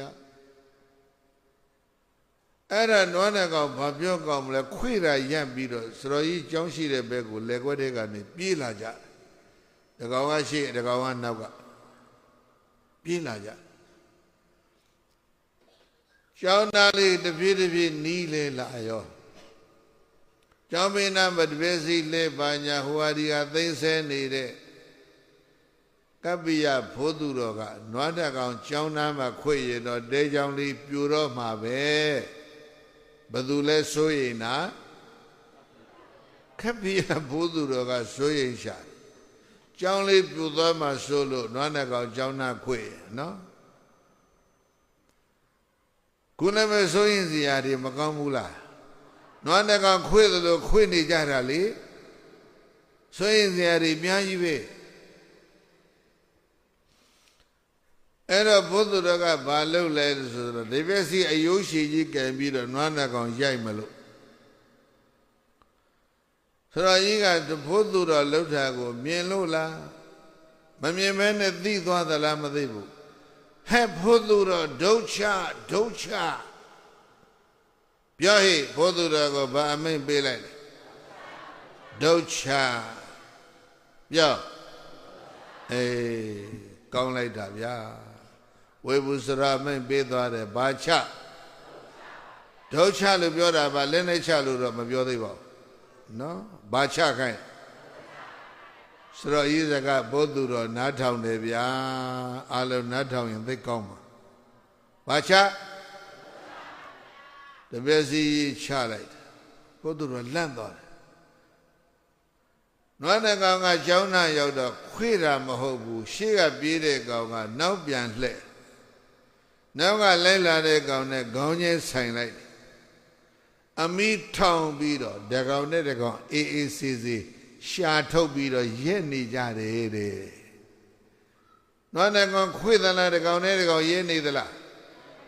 ခေလို့ပြောရင် kiss လုပ်နေတာမဟုတ်လား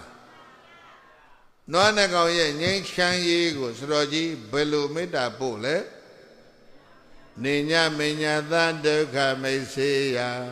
မကောင်းဘူးလားအဲ့ဒါကြောင့်ရှင်းသူရဲ့ရှင်းသူတို့ရွာကလူတွေအကုန်လုံးနော်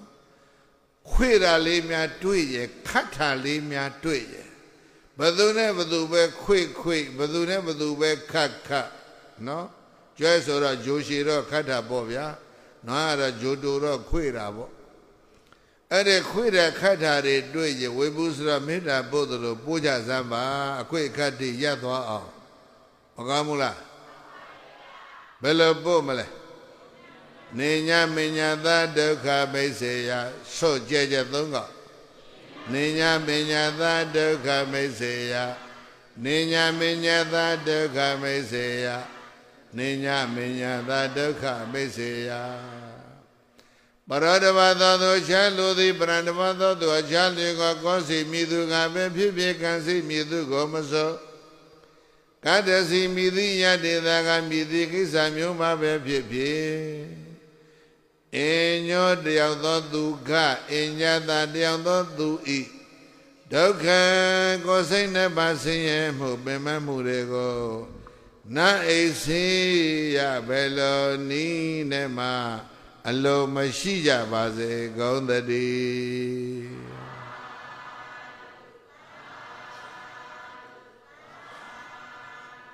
အလုံးစုံမဲ့ဆင်းရဲလိုခြင်းအချင်းချင်းကင်းရှင်းကြပါစေဆိုဆင်းရဲလိုခြင်းအချင်းချင်းကင်းရှင်းကြပါစေ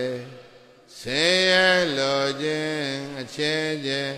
ကင်းရှင်းကြပါစေဆင်းရဲလိုခြင်းအချင်းချင်းကင်းရှင်းကြပါစေပရဒဘာသောသူအချမ်းလူသည်ပရဒဘာသောသူအချမ်းလူကိုကောစီမြည်သူကပဲဖြစ်ဖြစ်ကံစီပြည်သူကိုမစိုးကတ္တစီမြည်သည်ယတေသကမြည်သည်ကိစ္စမျိုးပါပဲဖြစ်ဖြစ်အညောတယောက်သောသူကအညတတယောက်သောသူရဲ့ဒုက္ခရောက်တာတွေကိုမအိစေရဘယ်လိုနည်းနဲ့မှဘသူကမှအလိုမရှိကြပါစေကုန်သတည်း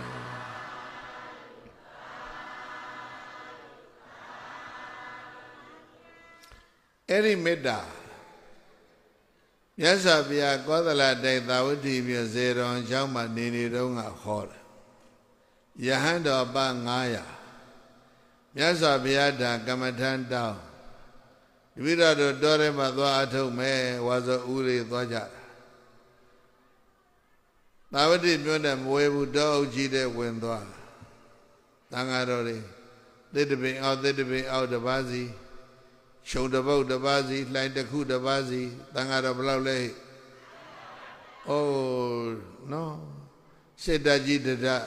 ဝင်သွားတဲ့အတိုင်းပဲတန်ဃာတော်ပန်း900တောကြီးတဲ့ဝင်သွားတန်ဃာတော်တွေကသိအကျင့်ကောင်းသီလနဲ့ပြည့်စုံတဲ့တန်ဃာတော်တွေနတ်တွေကသိကြောက်အနာမကတ်ရဲ့အဲ့ဒါကြောင့်သစ်ပင်မှာနေတဲ့နတ်တွေမြေကြီးမှာနေတဲ့နတ်တွေယောဂစိုးတွေဘုံမစိုးတွေကဘုန်းကြီးတွေကိုကြောက်ပြီးတော့ရှောင်သွားကြတာရိုသေလွန်းရင်ကြောက်တယ်ဆိုတာရှိတယ်မို့လားအဲ့ဒါကြောင့်နတ်တွေကကြောက်လို့ရိုသေလို့ရှောင်သွားတာ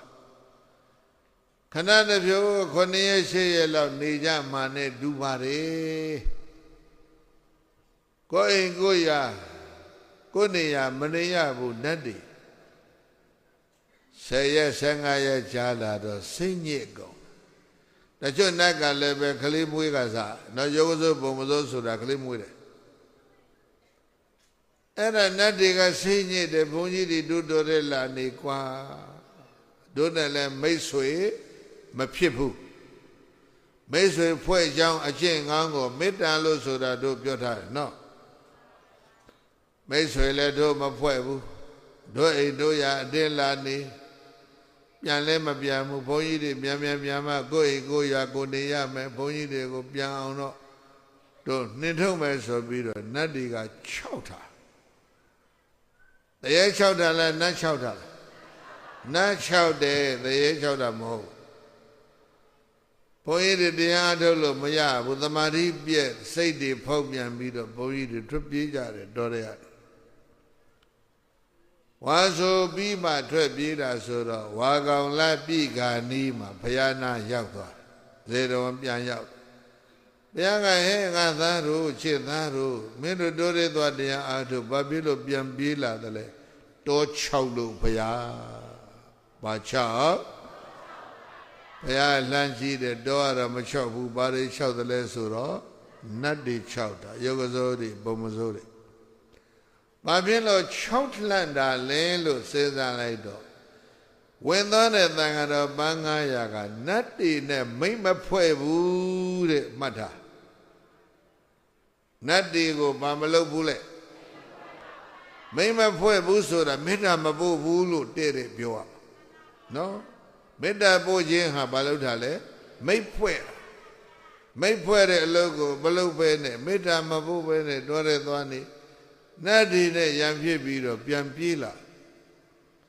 အဲ့ဒီတော့မြတ်စွာဘုရားကိုရောဘုရားကမင်းတို့အဲ့ဒီနတ်တွေကိုမိမ့်မဖွဲ့လို့6လွတ်တာသွားပြန်သွားမိမ့်မဖြစ်ရင်ရံဖြစ်မှာပေါ့ဟုတ်တယ်မလားအဲ့တော့ရံဖြစ်လာခဲ့တဲ့နတ်တွေကိုမိမ့်ဖြစ်အောင်ပြန်လို့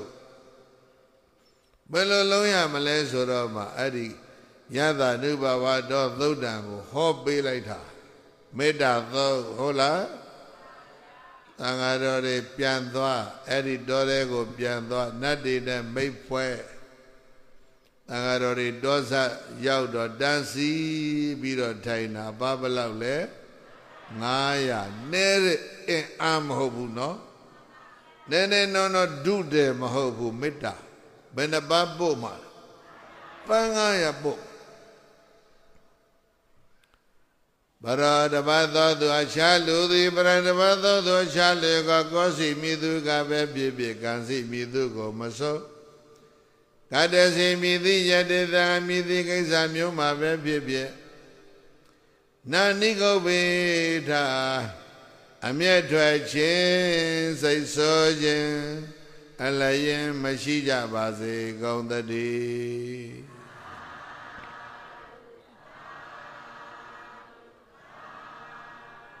နာပရပရဏိကောပေဒနာတိမညေတကတ္တစီနာကိဉ္စီပြရောသနာပဋိကသိညာနိညာမညာသဒုက္ခမေစေယနိညာမညာသဒုက္ခမေစေယပေါ့လေသံဃာတော်ပန်း900တောတဲ့မဝင်ငယ်တောဇက်ကနေပြီးတော့တောအုပ်ကြီးတဲ့ကိုဘာလုပ်တာလဲမေတ္တာပို့တာ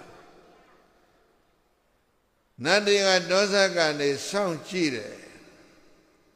ဘုန်းကြီးတွေပြန်လာပြန်ပြီရခိုင်တစ်ခေါက်ကလည်းဒို့အိမ်ဒို့ရဒို့ရွာတဲ့အတင်းဝင်နေတယ်တို့ကို မိတ်ဖြစ်ကြောင်းစကားလေးတခွန်းတောင်ပြောမသွားဘူးကိုပြန်လာချက်ပြန်ပြီဒီဘုန်းကြီးတွေအဝယ်မခံဘူးကွာတချို့နတ်တွေကစိတ်တိုးရသော်ဘုရားကမေတ္တာသုံးဟောလွတ်လိုက်တယ်ဆိုတာကိုသိတဲ့ဘုရားနာကိုမကြမ်းမကြမ်းရောက်တဲ့ယောဂဆိုနတ်ကြီးတွေကအေးကောင်နေဘုန်းကြီးတွေကိုမထေလေးစားသွားမလုပ်နဲ့ဘုန်းကြီးတွေဒီတစ်ခေါက်ပြန်လာတာလက်နဲ့ပါလာတယ်အမေဘာပါလာလဲ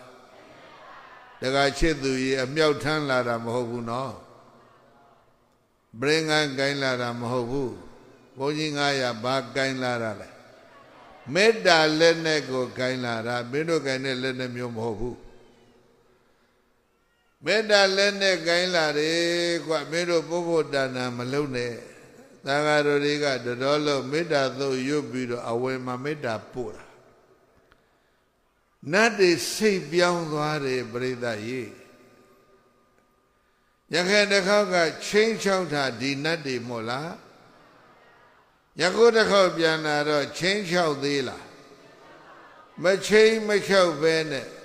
Welcome to our forest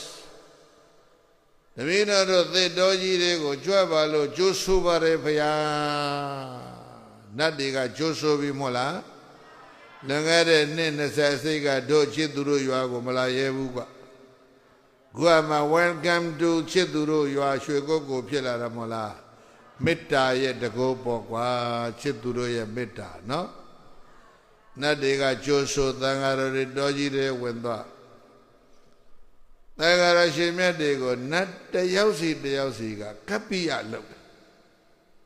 နတ်900ကသံဃာ900ကိုကပ္ပိယလုပ်စောင့်ရှောက်ရေလိုရေမိလိုမိဆေးလိုဆေးတကယ်လို့တကယ်သိရွယ်လို့သိရွယ်အကုန်လုံးရှာပေးပြီးတော့ပြုစုစောင့်ရှောက်ကြတာ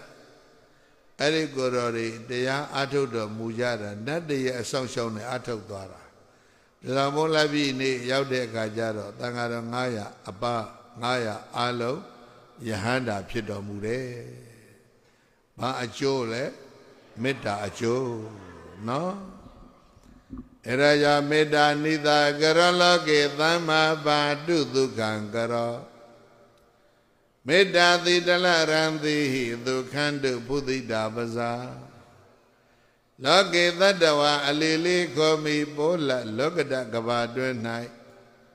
မေတ္တာနိသကရောမေတ္တာအေလူဖွေးဖြူပဝင်ငွေလမင်းကြီးသည်သမ္မာတတ္တဝါတွေအေးမြစေဖို့အတရေရှွန်းကကောင်းမွန်စွာဒုက္ခံကရောသူလည်းဝန္တာငါလည်းရွှင်ပြုံးနှလုံးစိတ်ဝမ်းလန်းလာယခုချမ်းသာကိုပြုလျက်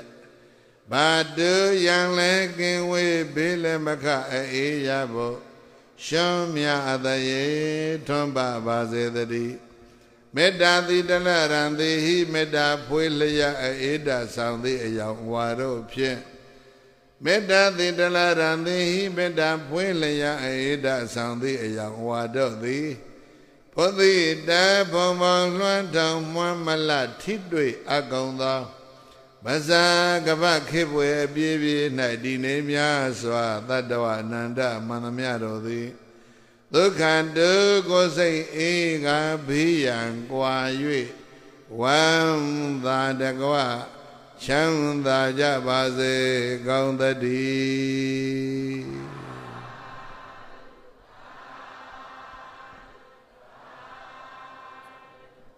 ချစ်သူတို့ရဲ့မေတ္တာအိမ်မှာပြီးပါပြီအားလုံးမေတ္တာတရားနာကြကြရဲ့သူတော်ကောင်းများမိမိကိုယ်တိုင်ရဲ့နှလုံးစိတ်ဝမ်းအေးချမ်းဖို့နဲ့နိုင်ငံအဝှမ်းအေးချမ်းဖို့အားလုံးမေတ္တာနဲ့ဒီကုန်းချုပ်ကြရအောင်ဆိုကိုယ်စိတ်နှဖျားဘေးရန်ကွာချမ်းသာကြပါစေဆိုကိုယ်စိတ်နှဖျားဘေးရန်ကွာချမ်းသာကြပါစေကိုယ်စိတ်နှဖျားဘေးရန်ကွာချမ်းသာကြပါစေကိုယ်စိတ်နှဖျား ဘေးရန်ကွာချမ်းသာကြပါစေမေတ္တာနှလုံးကိုယ်စီသုံးရွှင်ပြုံးကြပါစေသော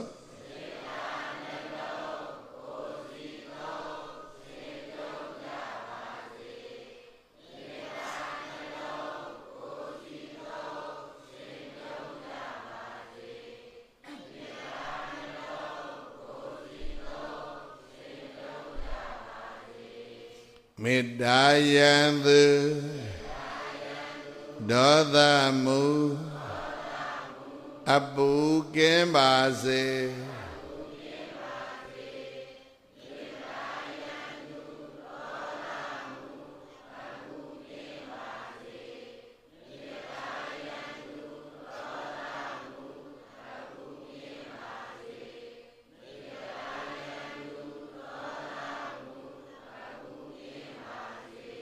မေတ္တာရေစံမေတ္တာရေစံကိုယ်စီဖြန့်အေးချမ်းကြပါစေ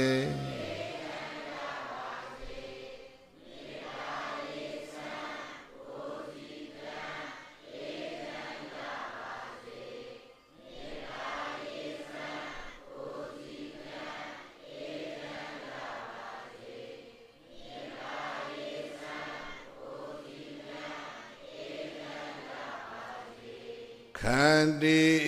ယံဒေါသမံတွန်းလှန်နိုင်ပါစေ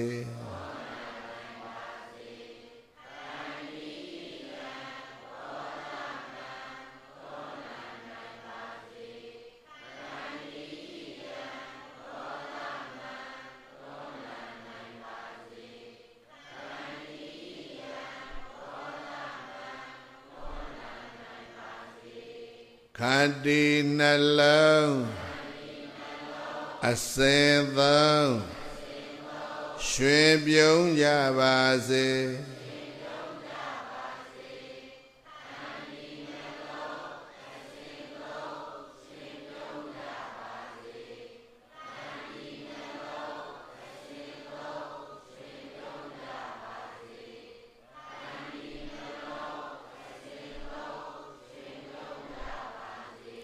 ဓမေတ္တာစွမ်းကဘာလွမ်း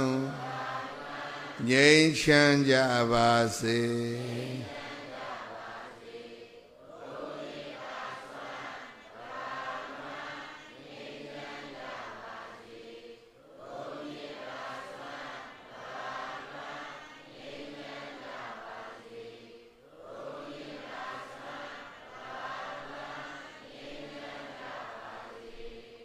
ဣဓမ္မေပုညံ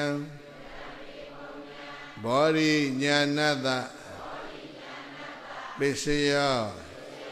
ဟောတုဘုရားတပည့်တော်တို့ဤဝါမြာရသော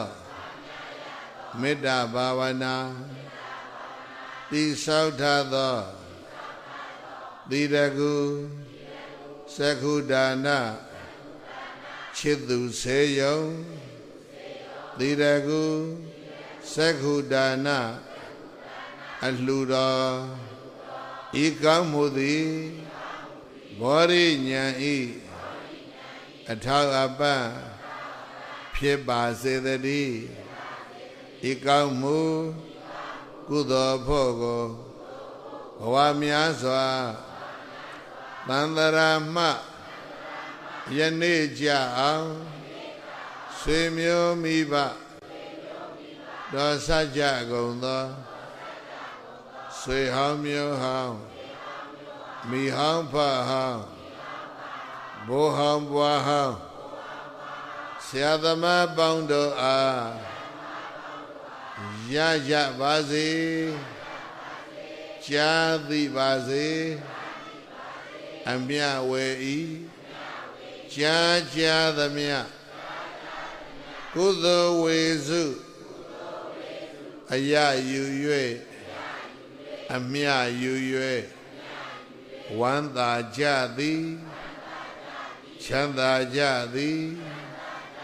ဖြစ်ပါစေသောကုသိုလ်အမြယူရ